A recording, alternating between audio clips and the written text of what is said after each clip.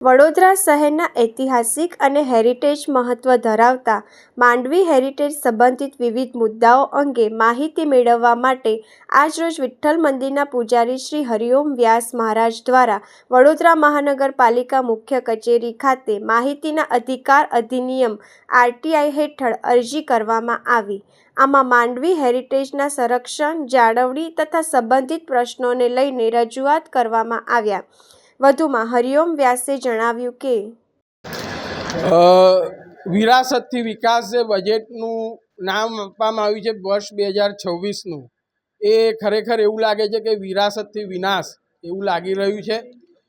છેલ્લા 436 દિવસથી ખુલ્લા પગે તપ કરવું છે એનો મુખ્ય ઉદ્દેશ એ છે કે વડોદરાના ઐતિહાસિક વારસાને ન્યાય મળે અને માંડવીનું કામ ઝડપથી શરૂ થાય।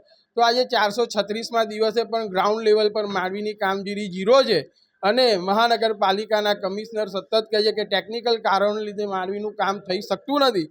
ત્યારે જ આ મહાનગરપાલિકાનું હેરિટેજ સેલ છે, જેના એક મેડમ છે કે જે 10 તારીખે માંડવીનું પરીક્ષણ કર્યું છે જમીનનું, અને એ રિપોર્ટ આવે છે કે માંડવીની 15 થી 20% કામગીરી પતી ગઈ છે અને માંડવીનું પિલ્લર જે રીતે જર્જરિત છે એ રીતે ફાઉન્ડેશનમાં પણ નુકસાન છે।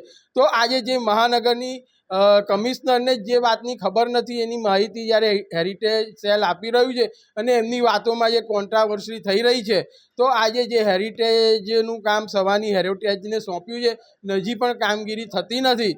તો હેરિટેજ સેલ આની માહિતી મેળવે અને એ માહિતી આપણને મળે કે જેના દ્વારા આપણે મીડિયાના માધ્યમથી પ્રજાને જણાવી શકીએ કે માંડવીનું કામ કેવા લેવલનું પત્યું છે, કેવી રીતના એમાં ખર્ચ થઈ રહ્યા છે, એની માહિતી આપણને મહાનગરપાલિકા આપે। એના માટે મેં આજે આઈટીઆરથી એની માહિતી માગી છે।